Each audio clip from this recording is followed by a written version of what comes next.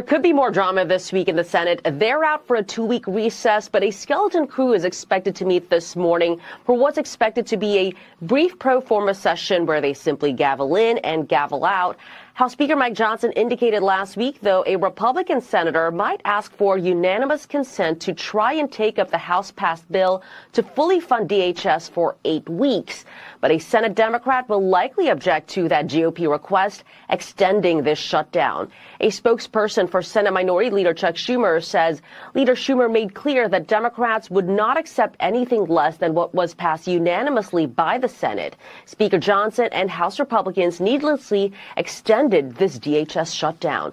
Republicans and Democrats showed no signs of giving in to each other's demands over the weekend. The House has before them still the bill from the Senate.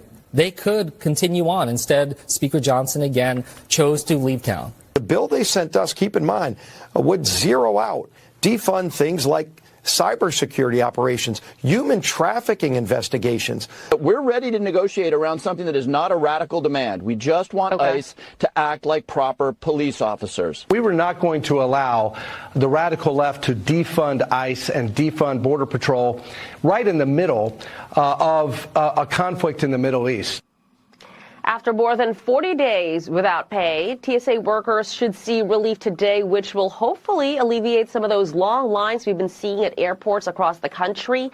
The national TSA call-out rate on Saturday was more than 10%. Here's President Trump saying how long he plans to pay TSA workers with funds from the One Big Beautiful Bill. How long can you pay TSA workers from the One Big Beautiful Bill? Well, we're going to pay them for as long as we have to. And I will tell you, the ICE workers have been amazing. And that's helping people with their bags.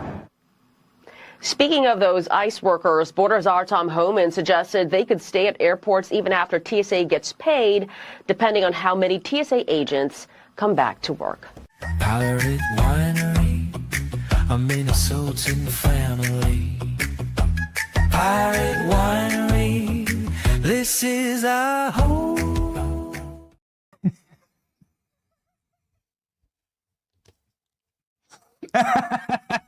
Okay, great. You know what? Would you buy some pirate wine? You might not have an opportunity to, because we may have gotten Ilhan Omar deported. It's what a wild couple of days. Ladies and gentlemen, this is why we are so proud to serve you. I just want to state, we are humble servants of the Republic. We are simply here to bring your concerns and your questions to the highest halls of power, and that is exactly what we did at a CPAC and J.D. Vance interview run that we sped run last week. It was a wild time, and we are just feeling blessed. I mean, we mean that truly, not like the meme. We actually truly, profoundly mean that. We're so thankful for the energy and the power that you give us to go and carry forth the torch of this audience, the concerns of the actual America First base, and to do so in a way that makes a lot of news. And I just don't think there's actually been, if I may say this humbly, a more newsworthy J.D. Vance interview. Pop it up, Klein. Because, well, I mean, we can prove this. The actual banger after banger after banger that came out from this time that we spent with J.D. Vance, which was only about 30 minutes in the executive office of the vice president, was really something to behold. And why? Well, we got an opportunity to ask the right questions, because doing this show every single day, locking in with this audience as we have done for over a decade, right? We've been posting on social media. We've been trying to contribute to America First culture for decades now with our platforms. It makes us very old men in this profession. I mean, quite frankly, social media itself is only like 15, 20 years old. And so we were just early adopters. And it means that we have sort of a natural instinct to, or at the very least, a really raw connection to our audience and their concerns and you. And so it is our great honor to have brought you this, the J.D. Vance interview. The J.D. Vance interview, ladies and gentlemen, that we did in the executive office of the vice president has millions and millions and millions and millions and millions of views, because we asked questions that were the concerns of the American people. And most importantly, we were able to get some news broken out on this. And so, again, our great honor, and we're going to do it all over again tomorrow.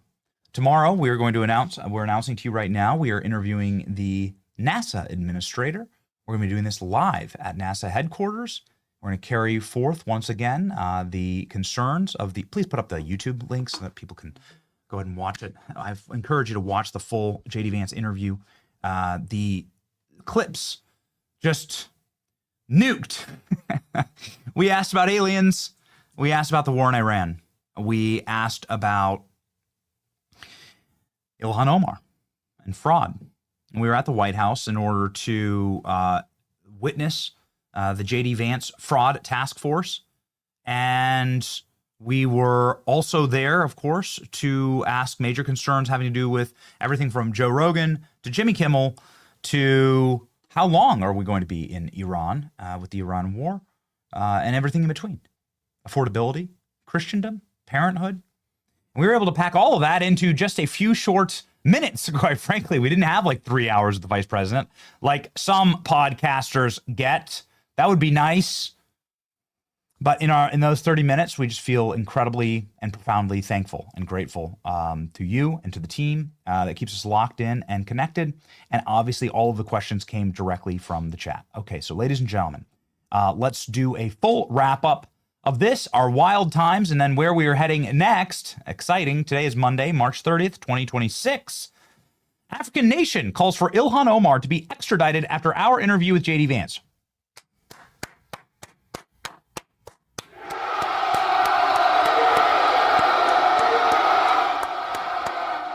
Thank you. Thank you. Thank you, team. Thank you, team. This is what we train for. This is what we train for. Trump hints at deal with Iran soon. Florida Attorney General James Uthmeyer will be joining the show live, along with Marty McCary, head of the FDA, with some massive announcements this morning.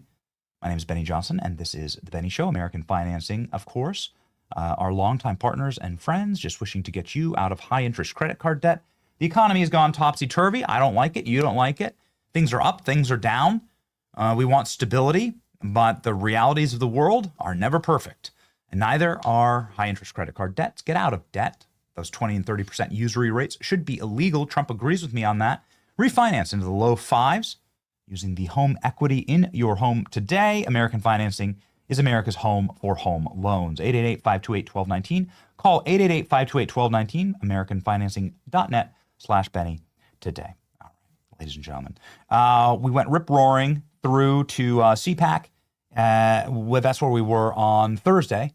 And we made quite a stir by bringing out Greg Bavino, recently retired Border Patrol head. And listen to the reception he got. I don't know exactly how well the mics picked up here, but this is my first time actually rewatching this clip. But here we are at CPAC on Thursday. This is why we didn't have a show on Thursday. We do our best to try and explain the gaps in the coverage. We pray that you'll forgive us, obviously, for this one. But listen to the Greg Bavino reception here.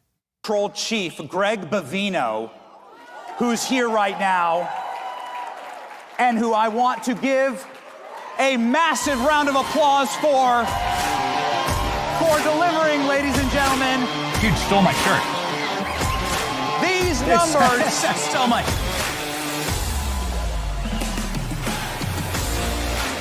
The man.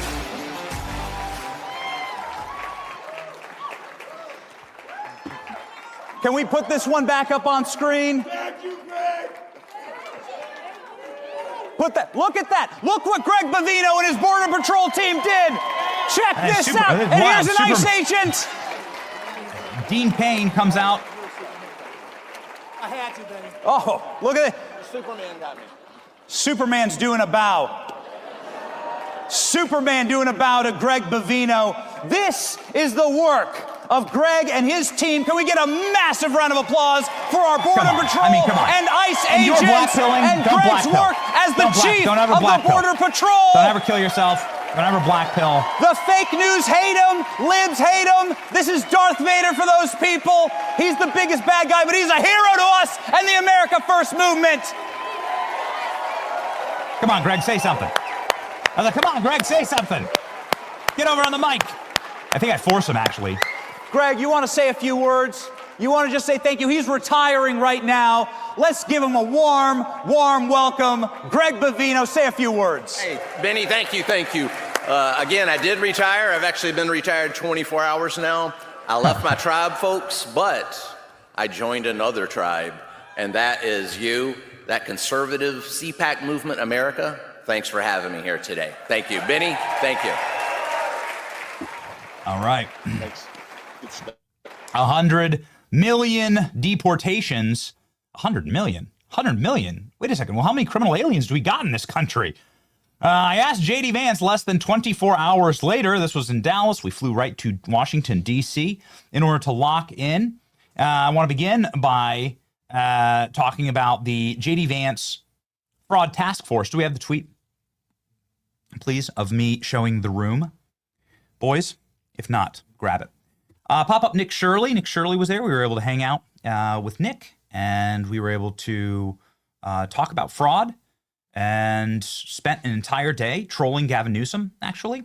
And it was a barrel of monkeys. I got to tell you, he's like just a very impressive young kid. And then we were able to join the fraud task force. The fraud task force included, and I actually, my jaws dropped to the ground when I saw this. Begin the video over, please. And then let's listen in. Listen to this.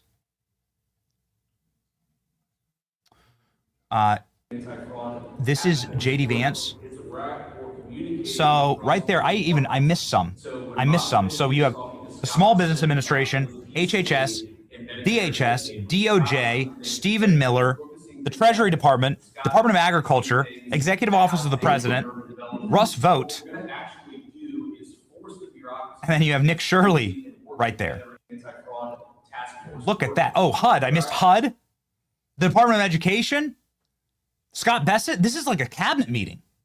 Nothing ever happens. Well, it does happen. Now, listen, I want arrests just as much as the next guy. And that's actually the first question that I asked JD. First question I asked him was, like, where are going to be the arrests? It is absolutely critical that these fraud and these fraudsters find accountability within the American justice system. And so, like, standing up this committee is great. It looks great. It looks amazing that half the cabinet is there. It means that this is very serious. From a tactical perspective, there is not, I mean, you could say maybe the SAVE Act is a 90-10 issue.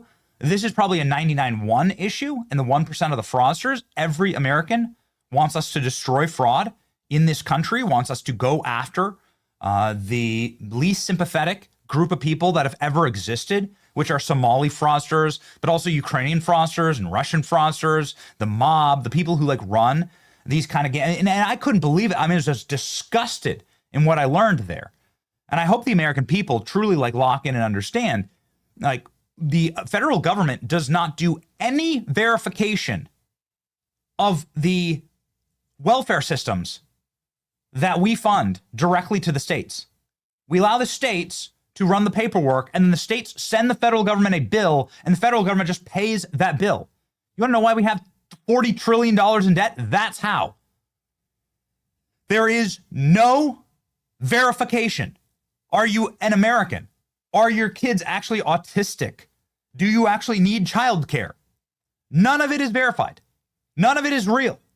All of it is fake. You must assume at this point that the majority, that 99 cents out of every dollar that's spent on welfare in this country are going to people who don't deserve it, who didn't pay for it, who aren't legal or aren't legally able to accept this. And more importantly, as JD Vance explained to me, dude, the threshold for actually investigating fraud is $1.5 million. $1.5 million. $1.5 million. So every single Somali pirate that gets off their boat here can defraud $1.5 million, can immediately become a millionaire without the DOJ even opening a case. That's what JD Vance confirmed to me. Here we go, ladies and gentlemen. Right after JD Vance had his task force, he came downstairs, and our team were ready to lock and load. Let's freaking go. Here's the first question on fraud. people need to see, I think that the fraud has been laid bare. We've all seen the Leering Center, right? Correct. The Leering Center is not an actual daycare. No. The Leering Center was fraud, right? And we've seen the hospice fraud in California. And so I think it's been demonstrated that this is a problem. What people need to see now is like arrests, yes, right? 100%. Deportations. They need to see that the federal government, the gears of justice grind against these people and they're not allowed to just continue. Yes. So let me give you an example, something I just talked about upstairs, but I think it's worth reiterating for your viewers. So you take a program that exists within Medicaid to help autistic children get the resources that they need. So you have a Somalian fraudster in suburban Minneapolis who says that they have 3 kids who are autistic, and maybe they don't even have 3 kids, and they certainly don't have 3 kids who are autistic. So it takes money away from the American citizens who need these services. It defrauds the taxpayer. And you're absolutely right that the thing that we need to do is get real justice. So, you know, something I learned just the past couple of months, I had no idea that we do not prosecute fraud in this country if it's under $1.5 million.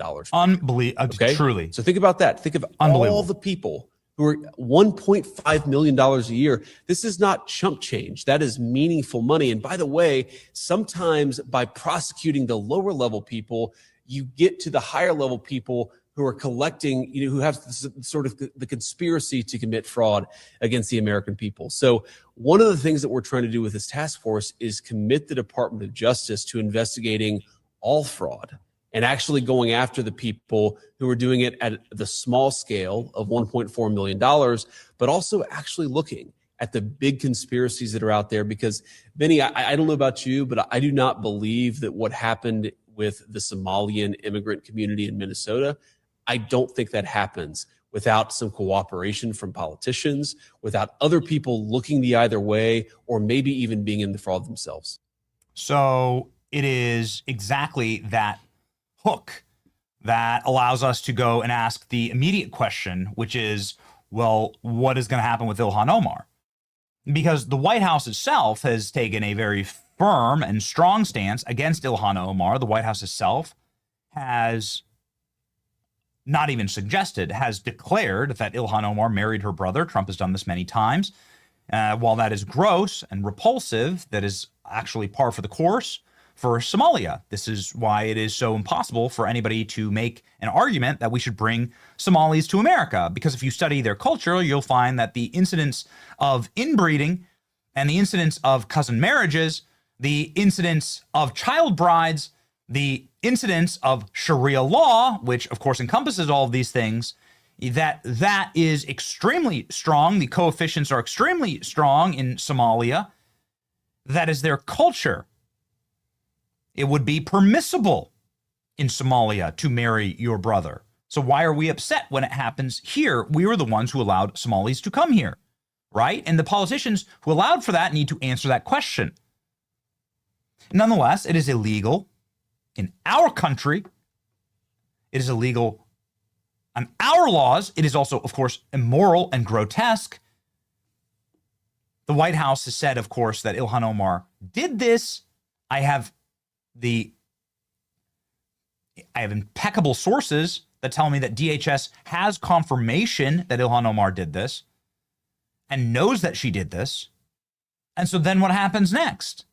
Well, you've got to take action. You should make an example. This person should, well, not be in our country, but should not be able to scream at President Trump during the State of the Union. I mean, she shouldn't be able to cast a vote that determines the course of history in our country. Robing herself in the Constitution, she committed immigration fraud. She should go home.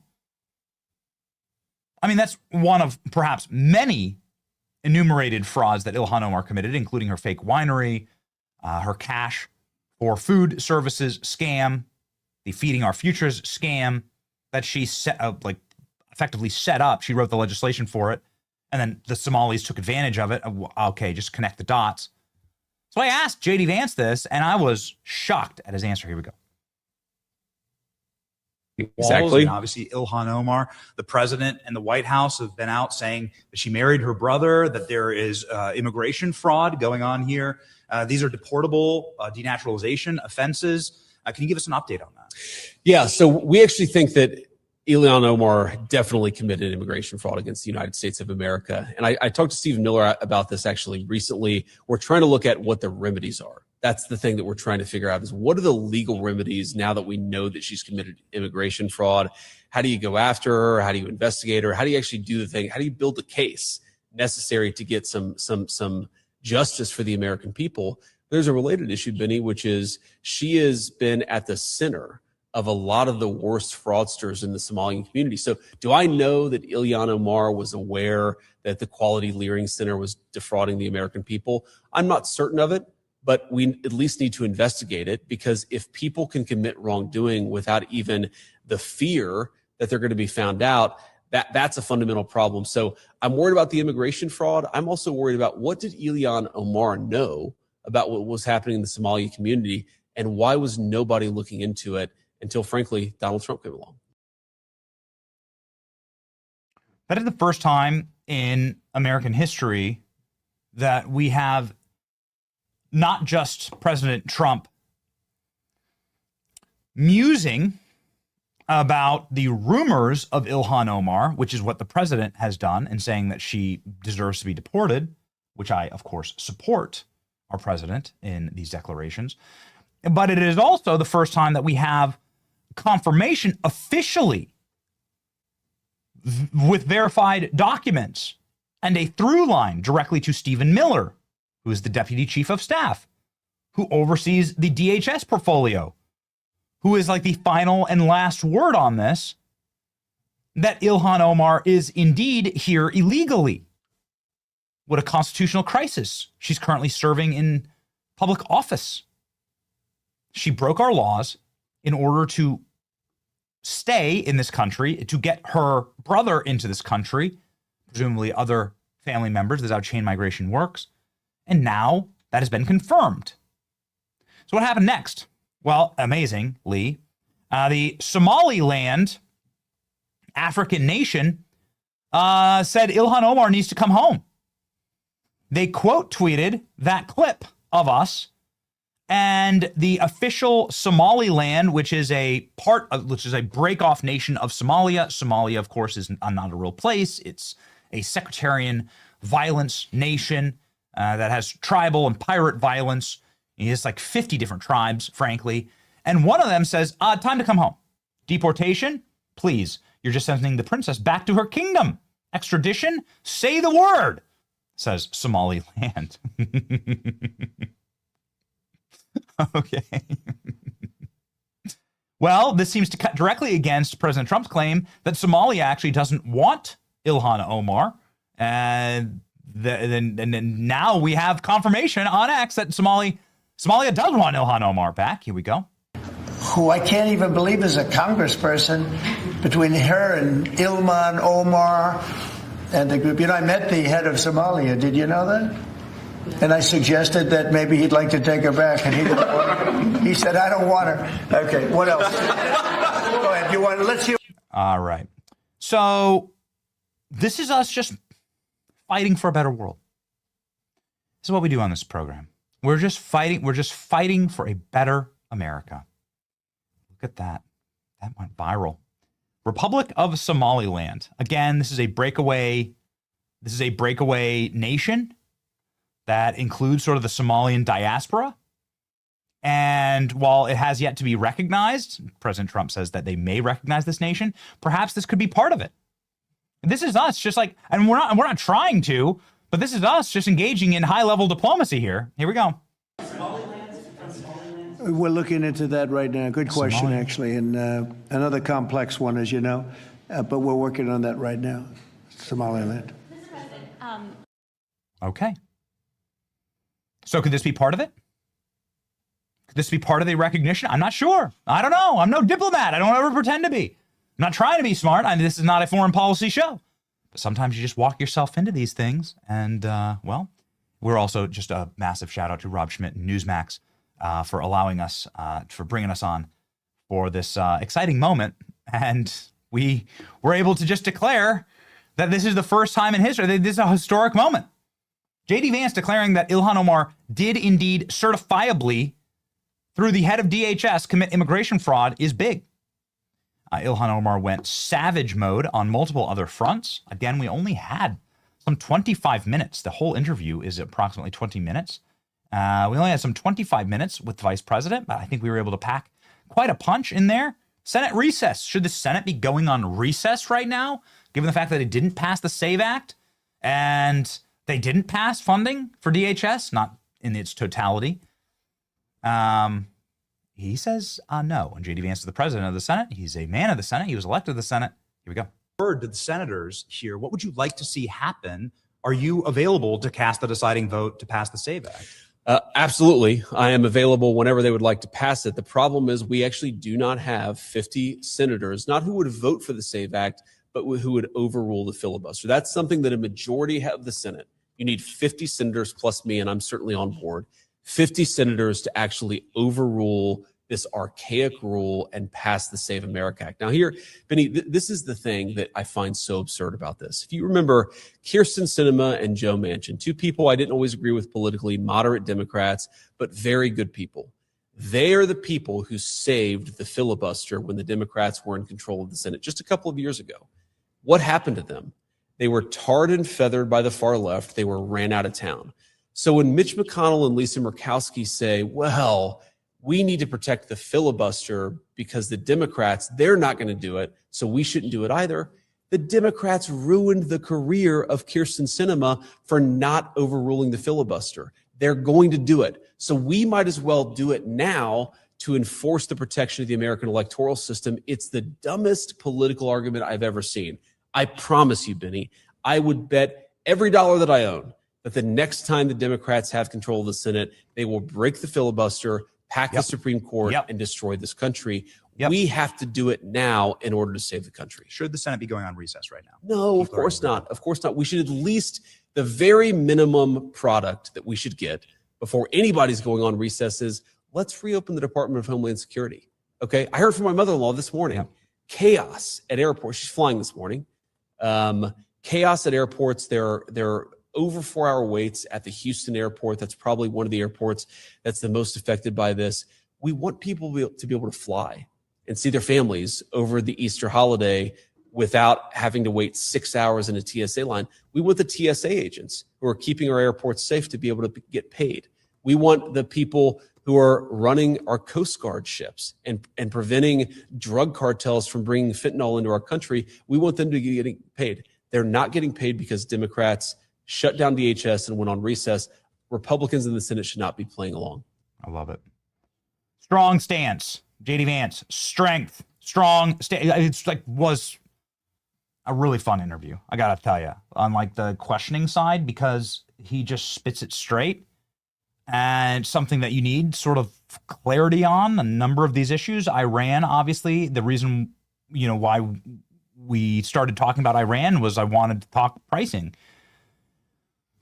What is America first? If anything, it's making life better for us here in America. And that's going to be a hard case to make if prices are out of control or if things feel like they're more expensive than ever. And I know that on a pure baseline, they're not more expensive than ever, but gas is very high right now. Grocery prices are still stubborn. And I want more young people into homes. This is a passion project for me. So we talked about affordability. And in order to talk about affordability, you have to talk about the consequences of some of these actions that are raising prices. How do you fix that? So I said, what's the off-ramp for Iran? Because it's like obvious that that's what's jacking up oil prices. And along with the price of oil rises the price of everything. And so the Iran answer made a lot of news. Here we go. Gas prices were down. I think the national average was close to $2 a Correct. gallon. And do you think that's like where the actual stasis is? Do you think that that's where that's natural? And, obviously the excursion in Iran is what's doing this with the high gas prices. As somebody who's enlisted, obviously as somebody who's served, what is your message to the troops? Are there going to be boots on the ground? What does the off-ramp look like in Iran? Well, the president said, look, we've accomplished the gross majority of our military objectives. I think you can make a good argument we've accomplished all of our military objectives. The president's going to keep at it for a little while longer to ensure that once we leave, we don't have to do this again for a very, very long time. That was fundamentally the president's goal. He said, look, this country, they're threatening us in all these ways. They're still trying to build a nuclear weapon. We need to neuter them for a very, very long time, and that's the purpose. You're right. Gas prices have certainly gone up because of what's going on in the Middle East, but they're going to come down, right? This is a very, very temporary reaction to what is going to ultimately be a short-term conflict. I think the president's been very clear about this, that we're not interested in being in Iran a year down the road, 2 years down the road. We're taking care of business. We're going to be out of there soon, and gas prices are going to come back down. All right. Well, I mean, this is what I want to hear. Obviously, I'm not in charge. As we have stated many times on this program, I wasn't elected president. But we are here in order to advocate for the principles and priorities of America First, of our movement. Something that obviously we wish to see carried forward. That's why we had to ask, and this is the final clip that we'll play before getting to the Attorney General of Florida, who has a lot to talk about this morning. 2028. There's a lot of also other gold that we asked about with JD Vance. He went torch mode on Jimmy Kimmel, punched back at Joe Rogan, had a lot to say about the way that Congress functions and the executive branch and also aliens. But 2028, who will you be running against? What could possibly be the Republican ticket? Will you run? I decided to ask the question in a way that he hasn't heard before, try and, I don't know, trick him. Let's see how it goes. Since we started on fraud, and since it's going to come back to it, if perhaps, hypothetically, there was a 2028 run, would you rather run against Gavin Newsom, Kamala Harris, or AOC? Oh, God. Oh, man. You just asked the question. You just asked it in a different way to try to trick me. I'm not nearly as easy to trick. But look, I'll say this about the Democrats. They don't seem to have a very strong bench. And I'm not too worried about any of these people as political candidates. I am worried about them as potential presidents because they're all in their own way nightmares. The thing that I continue to find very interesting about the modern Democratic Party is, on the one hand, they say that they stand for working people. And on the other hand, they support the importation of millions and millions of people who undercut the wages of working people, who take away housing and healthcare from working people, who stretch the social fabric that normal Americans depend on. And I just think until the Democrat Party wakes up to the fact that, Cesar Chavez, the old socialist union organizer who hated illegal immigration, recognized this, that you cannot stand for working people and mass immigration. You have to choose one. Until the Democrats make a smart choice, I'm not worried about who they nominate, but God forbid any one of those people ever became president, because then we would have what Biden did to this country on steroids. There's somebody who knows exactly what Biden did to this country on steroids, because the state of Florida, along with every other state, is still reeling from the problems that were exacerbated, caused, or created on purpose, kind of a mix of all, by the Biden regime, criminal alien immigration, and the obscene amount of high gas prices, high inflation, the total and complete breakdown of law and order. A man who is trying to restore that law and order, James Uthmeyer, the Attorney General of Florida, joins our program live right now.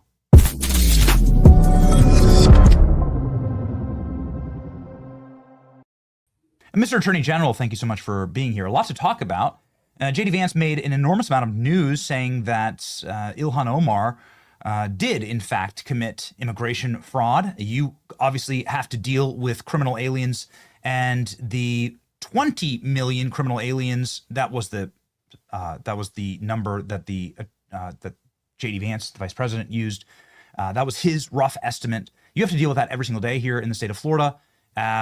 What would be your remedy to the Ilhan Omar question, Mr. Attorney General? Well, what I'll say is I've been calling for denaturalization and deport for a couple of years now. It's certainly one of the things people out there laugh at and enjoy the most, because it's true. I think she's a great example that, not only is criminal, illegal immigration a bad thing, but we also need to revisit legal immigration. Just because somebody could legally come here is not necessarily what's best for the country. When you have people coming in that want to burn our flags, that don't want to say our pledge, when you have the dissimilization and the efforts to erode our pride and American heritage, it's concerning for a country. So that's, for a policy question. When it comes to the criminal illegal aliens, we're cracking down here in Florida like never before. Our fentanyl rates have dropped. Now fentanyl deaths, almost 40% decrease in just a year since we shut down the border. Fentanyl cases down 60, 70%. We arrested 1,400 child predators in the last year. And I would say 15 to 20% are people that are illegally here in the country. You had a lot of crime, a lot of trafficking, drug and human going over the southern border, and it has seeped its way into every corner of our country. And it's going to take a while to root this out and ensure rule of law once again. You've worked closely with the federal government. You've obviously worked on deportation and denaturalization cases. I want to talk specifically about Ilhan Omar and then extrapolate out to what you're doing in the state of Florida. But how would you charge this? Let's say that you were at the DOJ. What would be your remedy here? The vice president said we're looking for legal remedies. Off the top of your head, how do you get somebody out who has committed immigration fraud? Well, I think there's several avenues you can go, but I mean, if there's evidence that you are aiding and abetting or helping to coordinate fraud, then you face criminal sentences. If that happens, then the federal government certainly has the ability, the discretion, the courts have been clear to denaturalize based on somebody that has violated the laws of our federal government in this country. So I would do everything I can to get her charged and prosecuted and convicted. If she needs to serve time here, that should absolutely happen. But then she should be denaturalized and sent back on a plane to where she came from. She's been criticizing America for years, calling on our evils. If that's the case, then she'll do well going home. Yeah, I mean, again, like if you love it that much, then why are you here exactly? I find it remarkable that every single time there's a riot, it's everyone waving every flag except for American, and then they're so angry when they get sent back to those countries of the flags that they're waving. Yeah, it doesn't seem to make any sense to me, Mr. No, you saw the immigration riots all over California where they have no rule of law, where they have a derelict governor. And yeah, you had Mexican flags waving everywhere. And if that's the pride you have, you do not have to be here in the United States. Let's talk about some people that are under your purview, although I'm not sure if they're charged federally or state. Perhaps you could elucidate for me, Mr. Attorney General. Some of these Indian truck drivers, they happen to be Indian. I know there's probably foreign truck drivers who get CDLs from all over the world, but the ones who have slaughtered here in the state of Florida and who continue to try and drive the roads of Florida, predominantly Indian truck drivers given CDLs from the state of California. Again, I know this is happening all over the country. You're cracking down on it, but it's already led to deaths here on the roads because they can't read road signs. I believe it was last week that there was a clip that went viral of a Florida cop trying to get a foreign truck driver to just read simple road signs, and they couldn't do it. It was all on tape. And anyway, it was chilling. Can you give us an update on this?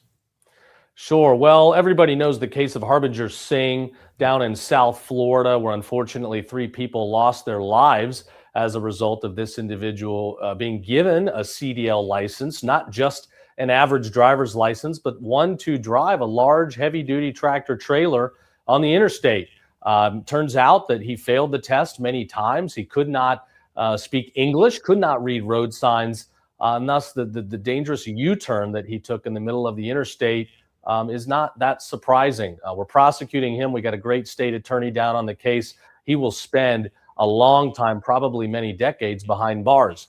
We've instituted here in Florida ID checks and language exams at our checkpoint weigh stations here in the state. You can see law enforcement. You know about these cases here in Florida because our law enforcement's actually cracking down. Lord knows how many of these cases are going undetected in other states. But we've been working with the federal government, the Department of Transportation, to try to remove funding from states that do grant these licenses without proper tests. And ultimately, we're bringing both civil and criminal action against the companies in California and Washington that were handing out these licenses, thus endangering citizens in other states like Florida. by giving these permits to illegals. Oh, that's remarkable. Okay, so talk me through how, because I drive my family.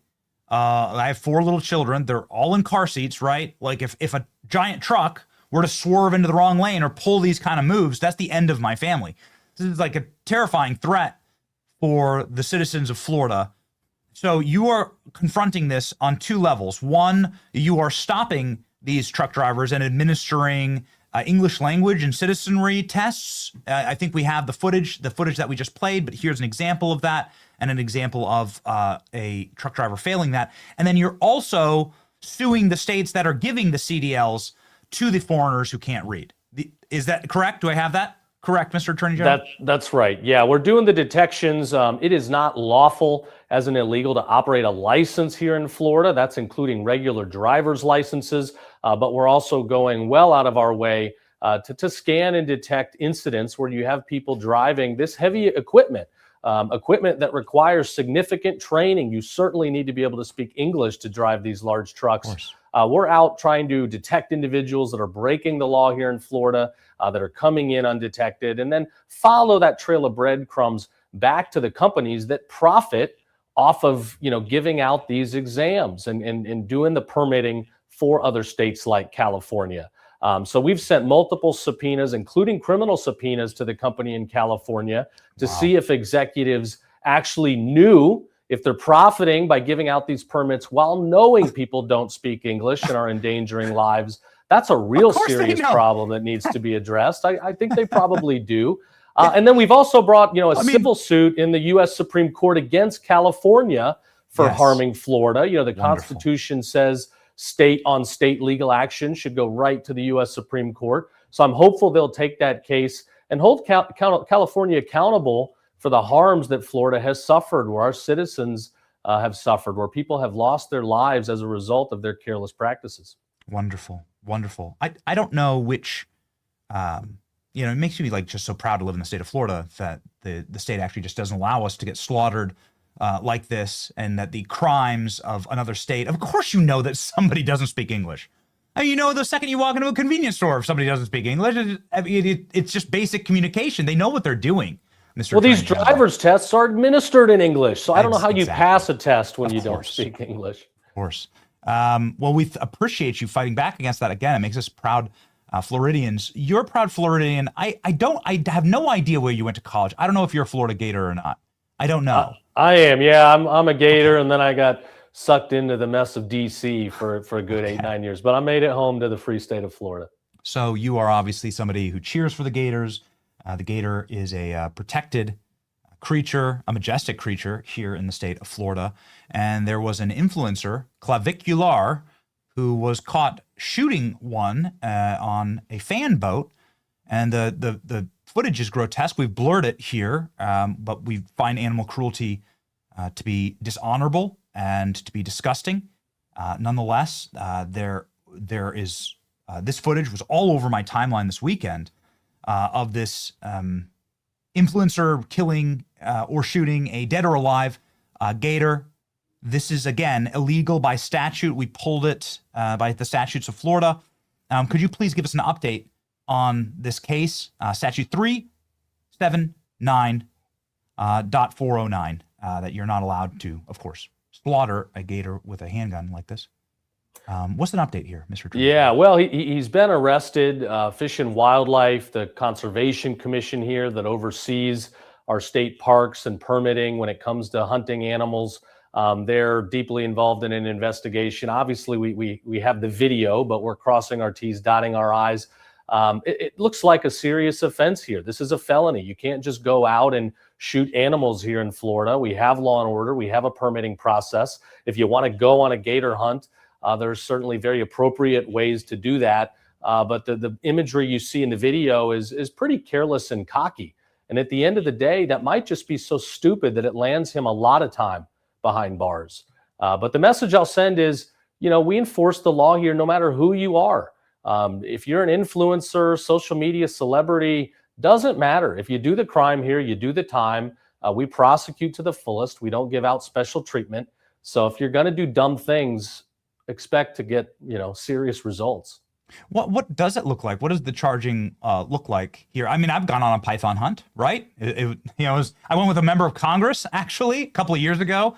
It was great fun. You had to get tagged. Obviously, you had to get all of our licenses and everything. But it was, it was great fun. There's plenty of gamesmanship here in the state of Florida, but do it legally. What does the consequences look like if you don't? Yeah, I can't get it out ahead of the investigators and the prosecutors here. They get in trouble. I get in trouble enough with them. They get frustrated with me. But you're looking at a time of years on an offense like this, not months. It will be real time, ultimately, if he's found guilty. Okay. All right. Be smart. Don't hurt animals, right? And don't carelessly put people's lives in danger, or do it just for I don't know, for the vibes, for the aura, for the clicks. Bad state to do that. It's not worth it. Not here. Yeah, no, sir. Yeah. Okay. Well, Mr. Attorney General, we deeply appreciate your time here. We know there's a lot going on. We hope you'll come back and join us soon. And everybody should follow the great Attorney General of the state of Florida, James Uthmeyer. Thank you so much, Mr. AG. Anytime, Benny. Thanks for having me.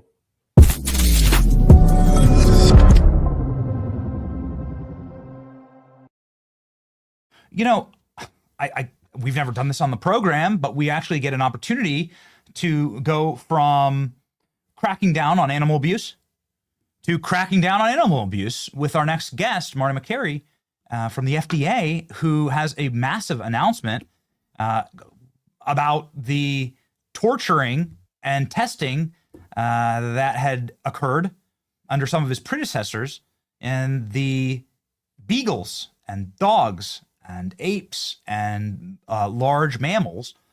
They've cracked down on that, finally. Dr. Fauci, hardest hit, and Marty Makary from HHS joins us live right now.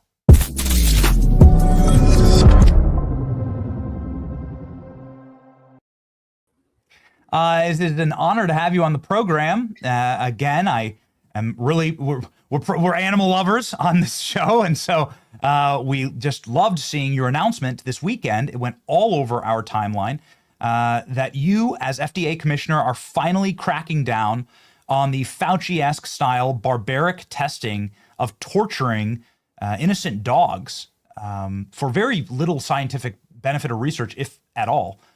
So the floor is yours, Mr. Commissioner. Tell us about this new policy. Well, good to see you, Benny.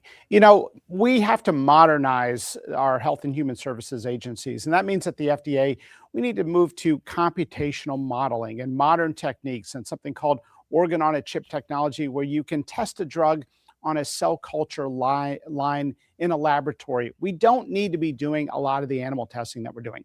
So when I came to office a year ago, we announced within weeks a roadmap to eliminate unnecessary animal testing. And I'm proud to report today that we had another major milestone in the last week. We announced our new guidance that says you don't need to do a lot of the types of animal testing that have been going on. You don't need to test monoclonal antibodies on 144 chimpanzees. You can use newer techniques. The kennels that house the beagles at the FDA facility in Maryland are empty. We have a facility that housed cattle and goats. There are no longer any animals at that facility. So we are on track on our roadmap. And the reason this is important, Benny, is because not only is it more humane for animals, I personally don't think God created animals for us to test all these products on when we have better techniques, but also we are lowering the cost of research and development for drugs. That means lower drug prices for everyday Americans. And for example, the 144 chimpanzee requirement, that takes time. That takes 6 months to a year. That means people who could benefit from a powerful new drug have to wait an additional year to get access to that drug. We just approved 2 cancer drugs in 44 days and in 55 days, respectively. These are powerful new cancer medications that can literally bring people out of hospice. Do we really think that we need to have unnecessary delays in the process from things that just don't make sense? That's what we're changing at the FDA. It's very interesting doing this for so long. You very rarely find circumstances where you can really truly unite all of Americans, but the vast majority of Americans love dogs. They love their pets, and they have a personal relationship with a dog, either that they grew up with, for me, a black Labrador, or a dog that they currently own, or maybe they're like my neighbor and they own 18 different dogs. Either way, there's very rarely circumstances where you can say the vast majority of Americans unite. It's like a 90-10, probably 99-1 issue, and this is one of them. This horrible image was, of course, circulated of Dr. Fauci testing on these innocent beagles. I believe it was sand fleas, and they were being eaten alive on purpose, and it was cruel and it was evil. Perhaps you could tell us, why would you ever do this in the first place? How bad did it get, Mr. Commissioner, in order to sort of underset how important it is that we stopped this? Look, that was an NIH-funded study that you're describing, and I have nothing to do. There's no way anybody can explain that except that it was mad scientists that were doing things on animals just because you can. Now, just because you can do something to an animal doesn't mean you should. Yes. And do we really need to know that that particular pathogen can spread via sand flies from one dog to another dog? Is that really the cutting edge of science that we have to discover? Or can we understand food and school lunches better, and the role of all these toxins in the environment and the microbiome? So what's crazy about some of these inhumane animal experiments is that they came at the expense of studying basic things that we need to understand in order to have a healthier population of children in this country. I know this is a personal question, but are you a dog guy, a cat guy? do you have any pets at home? I love dogs, and people ask me that all the time because of all the reforms we're doing to eliminate unnecessary animal testing. But we don't have a dog. My wife's allergic to dogs. But look, I get it. Dogs are wonderful, beautiful creatures, and they are emotionally intelligent. And so, look, we want to do what's right, even though I personally am not going to benefit here the animals from home. Yeah, I'm horribly allergic to cats. I really love dogs, but I got 4 little kids, right? And so it's not enough hands in the first place. So hopefully a dog in our future, but probably a decade down the road. Nonetheless, I'm cheering for and celebrating all of this. All of America is, it seems, totally and completely cruel. So many places I'd like to go here, but since you talked about bringing people out of hospice with brand new cancer drugs, perhaps you could just talk about the hospice fraud that we've seen and some of the major frauds and some of those reforms. I know that Secretary Kennedy, who you work with and work for, was there at the fraud reform guideline roundtable at the White House. I saw you there as well. Could you talk us through how are you going to crack down on fraud on an HHS level? Well, all of us who have been practicing physicians for a long time have known that the open secret is that there's a ton of medical fraud out there. And so the question is HHS just going to do lip service and do the minimal stuff that has been done in the past? Or are we going to take it seriously and really take the bull by the horns? And so this administration has said, we are going to crack down on fraud. It's wrong. It's taxpayer dollars. We have to be good stewards of the money that the government receives. And so that's why we're taking a very, very firm stance. So look, I'm loving everything that I'm seeing from Dr. Oz and his team and Secretary Kennedy. There's a lot of work to be done out there. We're doing everything we can to be good stewards of taxpayer dollars and reducing animal testing. By the way, it's not just good for animals, it's good for humans. 90% of the drugs that don't pass animal testing, don't pass in humans. And then vice versa. Many drugs that don't get through animal testing may not be toxic in humans, and so we could be missing out on cures and meaningful treatments. So very, very simply, our job is to be good stewards of taxpayer dollars and to deliver more cures and meaningful treatments and better health care for the American public. We just announced these 2 drugs that got approved for cancer in 44 and 55 days. That process is normally a year. So we're not messing around. We're willing to cut the idle time, cut the waste, cut the red tape, and get right to business so that we can deliver for the American people. I mean, I just don't think that it got the attention that it deserved. But the Trump RX, the clearinghouse to ensure that Americans can have affordable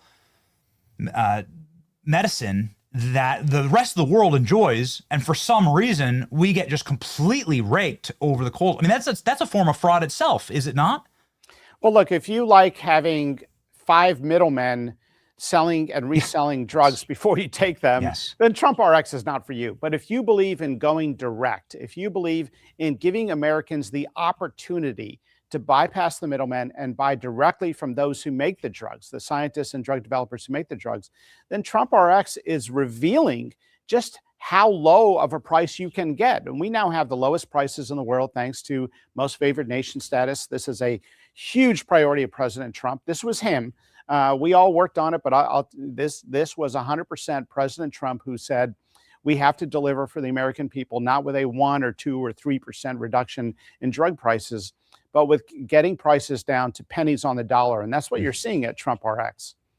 It's the website is on screen right now. It is really, I think that is remarkable. Again, the administration does not get the credit that it deserves for fixing these problems that have been going on for generations now, and we've been ripped off. And things are, well, quite frankly, remarkable. I was cruising through the website, Mr. Commissioner, and I was just like, well, wait a second, why didn't we do this in the first place? What has the FDA even been doing exactly? Like, has it just really been a clearinghouse for big pharma lobbyists? I mean, is that really just what the FDA had become? The FDA, throughout its history, has had moments where it's been captured by the industry. It's supposed to regulate. Yes. And so what we've had is the Great American Ripoff, where we were paying the highest prices in the world. Now we are paying the lowest prices in the developed world. And by the way, people are just starting to see now just how low these prices can go. Wait till more drugs get added into Trump RX. We're adding new drugs with every phase of this website getting updated. And so you're going to see more and more products there. And so it's an exciting day. It's a new day in America, and I'm really privileged to be a part of it. I know that you have a very busy schedule. I'd like to ask just kind of an open-ended question here, because there have been some really remarkable leaps forward, it seems, almost out of the dark ages, as we talk about animal testing, but also vaccines and the way that the health establishment was manipulated seemingly against the better interests of the American people. Dr. Fauci is sort of an iconoclast when it comes to that era. And, why did things get so sideways? Why did healthcare become so damn politicized, Mr. McCary? I think it's because the censorship culture took on a life of its own. And so you couldn't actually speak directly to the science. And it embodied itself with the most scientifically implausible demand on the American public. And that was ignoring natural immunity, insisting young, healthy kids get COVID shot after COVID shot every year for the rest of their life. 70 more shots for a 6-year-old girl in America today, with no good clinical evidence to show that the repeat COVID booster strategy was even, that it even made sense. So when we came into the agency, we said, look, we're going to honor the promise. If you want your vaccine, you'll be able to get your vaccine. But we would like to see some scientific data to support a repeat COVID booster shot for young kids in perpetuity. And so we have basically said we are getting back to basic science here, and we're not just going to rubber stamp a vaccine simply because it has vaccine in the name. We have Senator Rand Paul on all the time, Mr. Commissioner, and he's constantly banging on about his criminal referral for Dr. Fauci. In your time at the FDA, do you believe that there's perhaps criminal influence that may have happened in different eras? Well, Dr. Fauci, since he was at the NIH, we don't directly have any records of his activities, but we did see a cover-up to silence data on myocarditis, a COVID vaccine complication highest in young kids. So young kids were the lowest risk for COVID, getting in trouble with COVID infection, and they were the highest risk for myocarditis. So by sort of suppressing that information, it sort of created a misrepresentation of the risk-benefit ratio. Now, that data has since been made public, and myocarditis appears in the label of these vaccines. So we're doing what we can to set the record straight. But look, when we came to office, we walked into a mess. We had been funding a lab in Wuhan, China, that likely brewed up the virus that killed 25 million people. We walked into 12% to 14% of NIH grants were going to DEI, not to curing rare diseases or cancer or kidney disease or diabetes, but to describing differences in the population, which we already know are true. So we walked into a mess. And so what we wanted to see was money go towards important things that have to do with the well-being of kids. Addressing the 40% of American kids that have a chronic disease, having SNAP waivers for the first time in government, where Brooke Rollins has said now 20 states have applied for these SNAP waivers where you don't have to use taxpayer dollars for junk food in the SNAP program. So we're not afraid to go radical, and that's exactly where we're going. That's so important. I'm sorry, I have to ask one follow-up on SNAP. What, tell us, how insane had it gotten? How is it that the health administration in our country was funding the most unhealthy choices for our children? Yeah, $400 million a day was going out of the government for food. And that's not even to mention what was going on at the military bases. Now, military has said, hey, we want to participate in this health revolution. We want to serve healthier food. So we've seen incredible partnerships across government, the Department of War, the USDA, HHS, FDA. We rewrote the food pyramid to tell people the truth. You know, we're interested in telling Americans the truth and letting them make good decisions. We told women the truth about hormone replacement therapy for postmenopausal women, the profound short and long-term health benefits. And we told people the truth about food and the importance of real food and the estimation of protein in the old food pyramid. So we're not letting industry write the food pyramid based on what they want you to buy. We want scientists with good nutritional bases write the food pyramid so that this can be a procurement document for every government agency that buys food, from the local school district to the state level to the federal level. This is real food, and this is what we want people to buy. It's incredible. We have up on screen here the inverted food pyramid versus what I grew up with, and it's crazy. It was just upside down. It really is unbelievable. It really is unbelievable. A parting message, perhaps, Mr. Commissioner, about these reforms to save animals and to not torture animals. Why did Dr. Fauci do this? Yeah, I mean, because this is the news of the day. This is the top 10 tweets in my timeline is people celebrating your decision here. This might be the single most popular decision the federal government's ever made, at least in recent memory. What's your parting message? Well, it's sad that scientists figured out that beagles are particularly docile and cooperative. And so the beagles then got recruited for these cruel scientific experiments. So we're setting the record straight. I think we need to understand that it's not bad to challenge deeply held assumptions in science. That is, in fact, how science is conducted.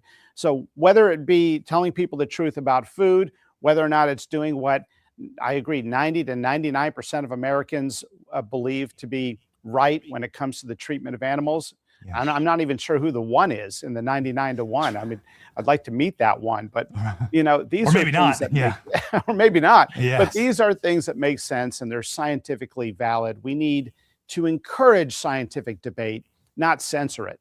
Yes.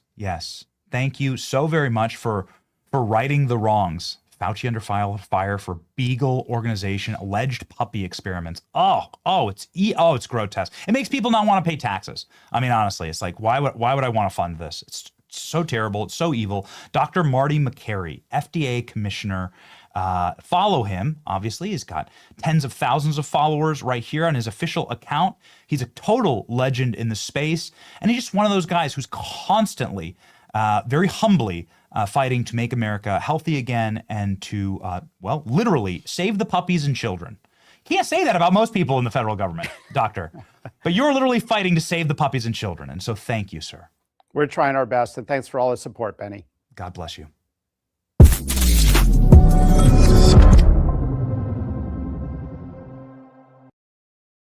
What an honor to have on our program the people that truly are like doing God's work, is what I would call it. That's God's work. Don't be cruel to animals. Don't be unnecessarily cruel to people. Also, ensure that you have the capacity to live out your values, to live out, my faith, which would be Christian values and Christendom. I read the Beatitudes last night. They just wanted to go to bed peacefully. And it is so much about like finding peace in this world, but blessed are the peacemakers.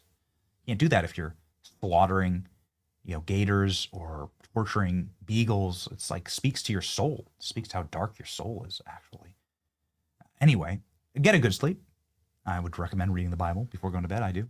I would also recommend a Helix mattress. Ladies and gentlemen, the best night's sleep you have ever had. The Helix mattress that I sleep on every single night was so spectacular. We went ahead and got Helix mattresses for our children as well. Upgrade your home today with a Helix mattress. In springtime, spring cleaning season, chuck out that old spring mattress and get yourself something that has an 82% increase in deep sleep cycle for those who ran a study, very humane study, by the way, no animals harmed in this study. Get your Helix sleep mattress. I've used mine for years now. It is the most awarded mattress in the world, tested and reviewed by Forbes and Wired. Free shipping, seamless delivery, the Happy Helix guarantee, 120-night sleep trial, and the Helix Sleep Quiz will make sure that you are matched perfectly. Go to helixsleep.com/Benny for 27% off site-wide. That's helixsleep.com/Benny, 27% off site-wide. Make sure you enter our show name. Say that we sent you. helixsleep.com/Benny today. All right, ladies and gentlemen, this is some good news. And we obviously want you to be able to deliver good news as best that we can on this program. Trump says deal will probably be reached soon with a more reasonable Iran regime. Great progress has been made.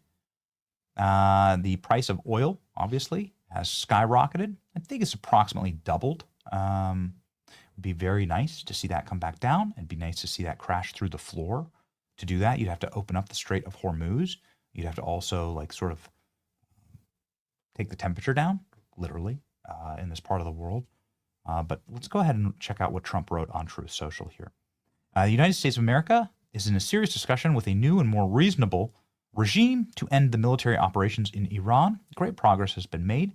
But if for any reason a deal is not shortly reached, it will probably, as it probably will be, and if the Hormuz Strait is not immediately open for business, we will conclude our lovely stay in Iran by blowing up and completely obliterating all of their electric generating plants, oil wells, Karg Island, that's where they process and export all of their oil, and possibly all their desalination plants. This is where they get their water from. Not an enormous number of freshwater streams in the mountainous desert landscape of Iran. So the desalination plants obviously bring in water from the ocean, take the salt out of it, make it drinking water. President Trump knows, of course, that, as does the deep state, that if you want to stage a revolution, you simply need thirsty or hungry people and people without power. And there's your revolution, ladies and gentlemen. This will be retribution for our many, many soldiers and others that Iran has butchered in the regime's 47-year reign of terror. Thank you for your attention to this matter. Strong statement. Not sure if there's been major market reaction to it. But ladies and gentlemen, we do want the price of oil to go down. We do want domestic policy victories, something that we talked about with J.D. Vance, something that we'll talk about every single day on the show. I don't want you to have unnecessary oil in your diet. Masa Chips is here for that. Masa Chips does not have seed oils in it. Masa Chips does not have the kind of, well, you can straight up call it toxins. Go look at what a normal chip, a famous chip brand off the shelf has in it. It's practically gasoline. You could run your car off it. It's terrible for you. It's not good for you. There's no way it is. It is truly like a byproduct chemical toxin. Not masa. Masa Chips has 3 ingredients. That's why you feel great after eating them. It's corn, it's salt, and it's beef tallow. It's all natural. And it's good for you, man. It's actually leaves you feeling crunchy afterwards. They call them crunchy moms for a reason. Masa Chips for you. Give them a try. Go to masachips.com/Benny. Use code Benny for 25% off your first order. Masachips.com. Scan the QR code on the screen, or you can go to Sprouts Market, where they are available all throughout the country. This has been a bad season for Republicans in the Senate. Republicans in the Senate run home like cowards. And They refused to pass the SAVE Act. They refused to even like get it to a vote. The Republicans were seen fleeing throughout the airports.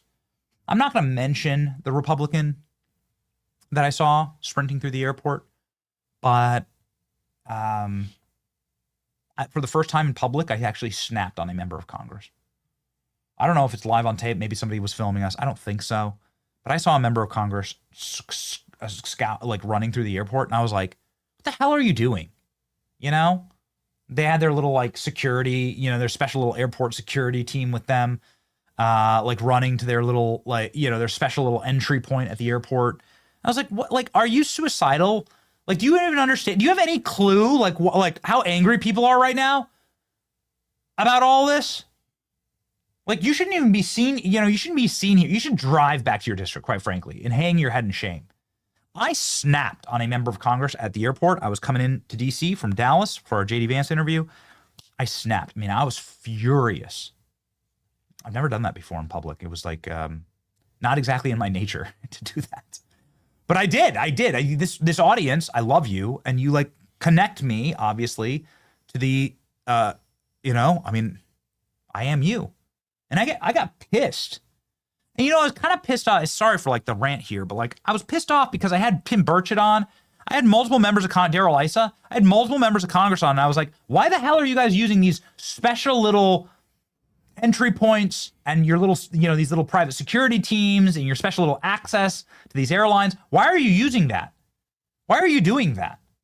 That seems like, and normal Americans, all of us have to stand in these long lines, have to go through this humiliating TSA process, and you're just going to like lord it over us that you get all this special access. And sure enough, this member of Congress was walking around with their, you know, there's a little like guy with a badge who's there from executive services to like walk her through the airport. I literally roasted her to her face, and then I walked away. I was so angry about it. Somebody I'm quite friendly with. So anyway, like read the room. Okay, read the room, especially if you're a Republican. We expect this kind of stuff from Democrats, especially if you're a Republican.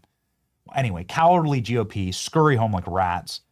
There's nothing more infuriating to a frustrated traveler delayed for hours by the Democrat shutdown than to see senators strolling off smugly with VIP escorts. The worst offender was Senate Majority Leader John Thune, who hightailed it out of D.C. on Friday morning, hours after stitching up a duplicitous 2 a.m. deal at the end of the to end the shutdown by caving to Democrat demands to defund ICE and border enforcement, at least for the time being. Elements of the Department of Homeland Security were funded by the One Big Beautiful Bill last year, but Thune's deal freezes out immigration enforcement and border security functions that are all important as we go to war against the world's largest sponsor of Islamic terrorism. John Thune, well, I'm sure we have the footage. Do we have the footage? John Thune scurrying through the airport. Thank you. Mike Lee snapping on this. Mike Lee saying President Trump has the power to convene the Senate under Article 2, Section 3 of the Constitution on extraordinary occasions. If the department with 250,000 employees is going to be underfunded, isn't an extraordinary occasion, especially while the Senate is out on a 2-week vacation during which the shutdown has no plans to resolve an impasse. We'll deal with that in 2 weeks. I don't know what is. So Mike Lee is demanding that Donald Trump reconvene the Senate. Here's John Thune scurrying like a rat through the airport. I saw this, these grifters in D.C. Again, I've never actually yelled at a member of Congress before in public. I yelled at a member of Congress. I did. I yelled. I was so angry about it. Let's go ahead and listen to Trader John Thune. Yeah. Very proud to have been against John Thune. Everything's resolved, working out well. The House is going to do their job. Well, we'll see. We made some temporary headway, but we got a lot of work to do still. Look at him running off. See how he's passing by? So the top level that you or I could buy, and it costs us a lot of money to do it, would be right here. These signs that said TSA pre or clear. See that? TSA pre and then clear. And you have to pay money. You have to, fork over a bunch of cash in order to get the privilege of letting the federal government just abuse you slightly less. And that's only sometimes. Sometimes these TSA pre lines are longer than the regular lines, right? Klein and I deal with that. I have TSA pre, and I have for a long time. It costs about $100, but I get it for free with like a credit card, right? So we have a business card, and all these credit cards have these little benefits, right? And so like, you can pay to just get harassed slightly less by the government. And here's John Thune cruising past both of those. What an amazing piece of footage here. So where's John Thune going? If John Thune's not going through the highest level that you can possibly pay for as a private citizen, he's going to a special secret entrance for members of Congress where there's no line, where there's no security, where there's no harassment at all, and he just gets walked right to his plane by private security, not the taxpayer-funded security, by private security that comes from the airport itself. You can see those are the people walking with him here from the airport. These scumbag members of Congress, it enraged me. I lost my mind. I didn't want to take my eye off the ball when it came to the J.D. Vance interview, but it made me so furious. Ugh. I don't know if this was filmed on a Patriot mobile phone. It looks like it was filmed on a cell phone. If it were me, it would have been a Patriot mobile phone. Ladies and gentlemen, I use Patriot Mobile when we're on the road. Patriot Mobile is the world's only Christian conservative wireless provider. We just want to say thank you for their longtime support. It's the best premium service in the nation, available on all three major networks. Go to patriotmobile.com/Benny or call 972-PATRIOT to use promo code Benny for a free month of service. That's patriotmobile.com/Benny. Call 972-PATRIOT to make the switch today. All right, ladies and gentlemen, we'll see. We'll see what happens next. Got a funny little military story here. Obviously, something that President Trump is doing. The new White House ballroom complex is actually secretly a military complex. I'm sure you've heard of the new White House ballroom. Trump Ballroom actually has a massive military complex underneath it. You know, in Washington, D.C., there's all of these tunnels and these special underground compounds. I've seen the tunnels, by the way. I've seen the tunnels. I was taken down to the opening of the tunnels inside of the U.S. Capitol that goes straight to the White House, goes under the city. Allegedly, it goes to the Pentagon in case they need to, like, get all of Congress out, in case there's some type of terrible, thing. I've seen the tunnels themselves. Military is building a massive complex under the White House ballroom. So the White House ballroom build is actually so that Donald Trump could put in like a massive new, let's go ahead and read, military complex is what it's called. Now the military is building a big complex under the ballroom. It comes out recently because of a stupid lawsuit that was filed, Trump told reporters on Air Force One. But the military is building a massive complex under the ballroom, and that's under construction, and we're doing very well, says Trump. We will have bulletproof glass, drone-proof roofs and ceilings, the president added, talking through the renderings of the project. Unfortunately, we're living in an age where this is a good thing. Last week, Trump said that the national security component of the construction of the ballroom was supposed to be a secret. Classic Trump here. Now it's no secret. The military wanted it more than anybody, he said in the cabinet meeting. It was supposed to be a secret, but it became unsecret because a lot of people here are really unpatriotic. So this is what's actually happening here. Here's Trump, ballroom military complex. Massive. Now the military is building a big complex under the ballroom, which has come out recently because of a stupid lawsuit that was filed. But the military is building a massive complex under the ballroom, and that's under construction, and we're doing very well. So we're ahead of schedule. That's part of it. The ballroom essentially becomes a shed for what's being built under the military, including from drones and including from any other thing. The glass on the windows, you see the big windows, the glass is extremely thick. It's high-grade bulletproof glass, so all of the windows are bulletproof. I think the Times wrote, gee, some of the windows are fake. We have no fake windows. They said, they talked about a stairway in the South. We don't have a stairway in the South. That was replaced a long time ago. But this is... We've heard him say fake news. Now he's saying fake windows. Will there be a fake end to the war in fake Iran? I don't know. Let's go ahead and check the betting markets. We got $8 million bet on this question. Trump announces the end of military operations against Iran by March 31st. Well, isn't that today, Klein? Tomorrow? Okay. All right. By tomorrow. But by June 30th, it flips entirely. There's 70% chance there's a full end of the operation. Mr. President, I am ready. This would be very nice to see. Very nice to see. But keep your heads in these times. Like, please, don't crash out. Don't burn out. Don't light yourself on fire. Let me go ahead and check to see if we have the actual, the promo graphic that I wanted for the space launch. Oh, that's so cool. Yes. Oh, that's so cool. Klein, pop that up. Tomorrow, Jared Isaacman and Benny Johnson. Live at NASA. Come on. Live at NASA. How freaking awesome is this? Roaring cheers. We are going to be doing an interview before the Artemis launch. The Artemis launch will be the first American rocket launched into space since the end of the shuttle era. You're talking decades. Not only that, but this rocket is going out farther into space. It's going around the moon. It's going out farther into space than any human being has ever gone before. I know that no one in the press will want to actually cover this, so we are going to bring the energy and the power of this audience to Jared Isaacman, NASA administrator in the NASA headquarters at Cape Canaveral Kennedy Space Center tomorrow.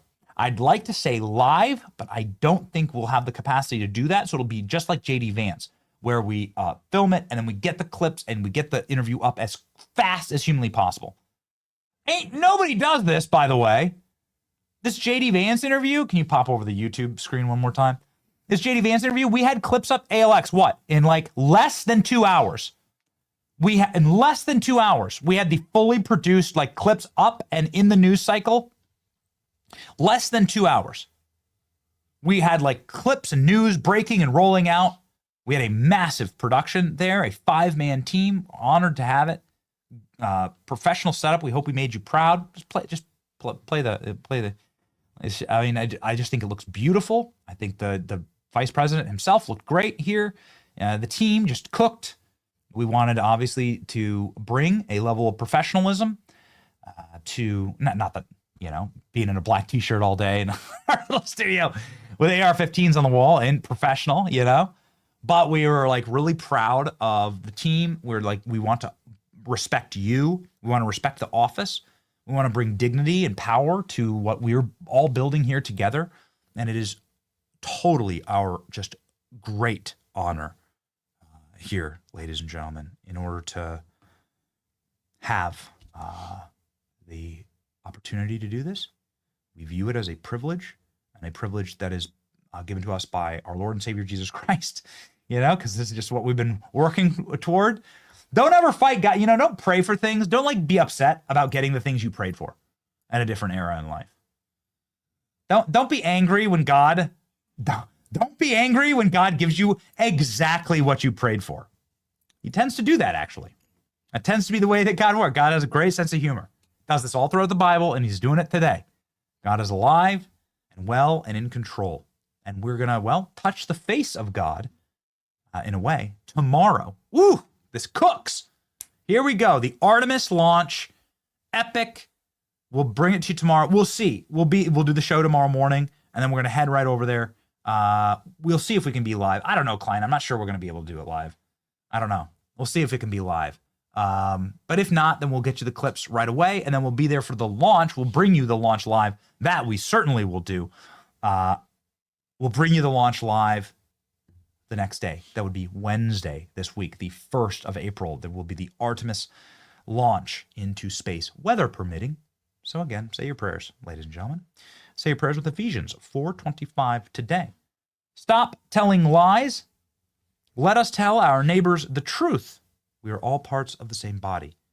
Yeah, listen, it's kind of amazing. Talking about the puppy and the animal abuse stuff here. When you hear truth, actual truth, it just connects with your soul. When you hear the truth, we try our hardest to speak the truth. As far as I know, we've never, ever lied on this show. When we do make mistakes, we correct them. There's so much power in just speaking truth.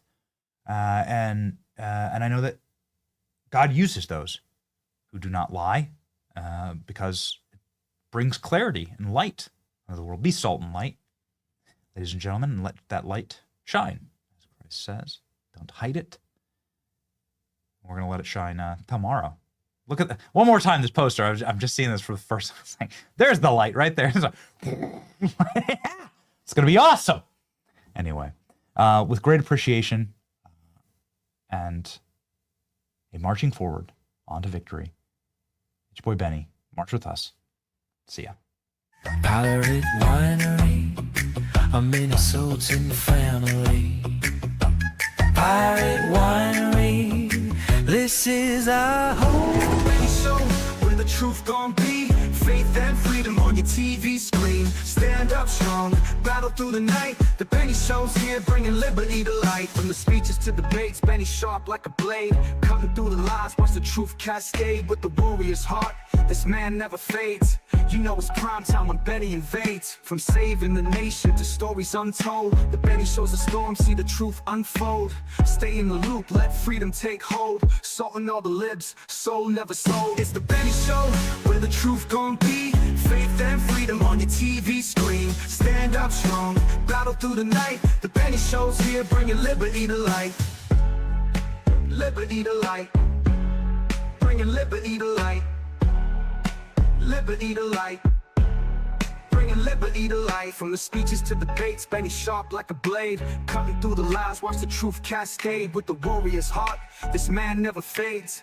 You know it's prime time when Benny invades. From saving the nation to stories untold, the Benny Show's a storm, see the truth unfold. Stay in the loop, let freedom take hold. Salting all the libs, soul never sold. It's the Benny Show, where the truth gon' be. Faith and freedom on your TV screen. Stand up strong, battle through the night. The Benny Show's here, bringing liberty to light. Bringing liberty to light. Bringing liberty to light. Bringing liberty to light. Bringing liberty to light.